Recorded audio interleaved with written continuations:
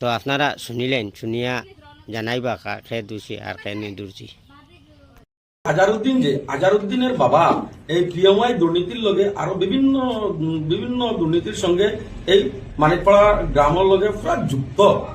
তখন এই আজারউদ্দিনের বাবা বা আজারউদ্দিন আমার সঙ্গে একটা আন্ডারস্ট্যান্ডিং করতে চাইছে।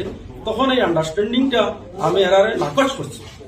নাকচ করার পরে গতকালকে হঠাৎ আমি একটা মিটিং করে যেতাম, আমার 6 নম্বর ওয়ার্ডও একটা মিটিং, পুরা গ্রামের মানুষ ওয়েট করতাম। তখন আমি একটা জায়গায় বনো সিসি ক্যামেরার ফুটেজের সামনে আমি বনো, তখন আমার কাছে কল আইছে যে এই জায়গাটা একটা ঝগড়া স্টার্ট হয়েছে। তখন সঙ্গে সঙ্গে আমি আমার ড্রাইভার বা আমি গাড়ি নিয়ে আমি এই জায়গাতে উপস্থিত হয়েছি। তো আশা করছি সব ভালো আছো, আলহামদুলিল্লাহ, আল্লাহর রহমতে আমি অনেক ভালো আছি।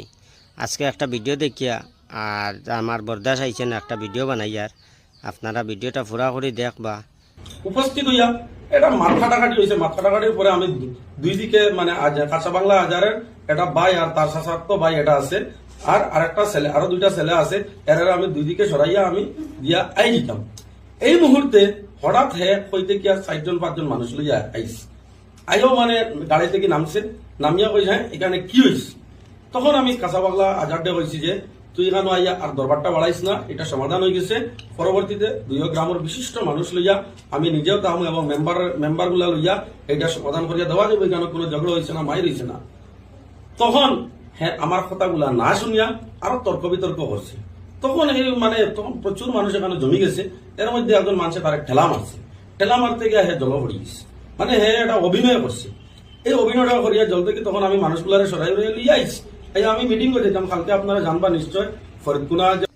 আর ভিডিওটা দোবাটের মাত না শুনলে, কারণ চোখে তো দেখছি না কার দোষ, খে দোষী খে নির্দোষী।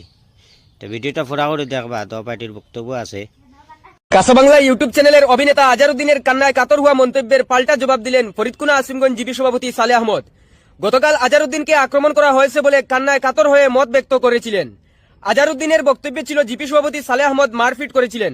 আমরা শুনে নেব ফরিদকুনা আসিমগঞ্জ জিপি সভাপতি শুনিয়া কমেন্ট কইও কার দোষ, খে দোষী আর খে নির্দোষী।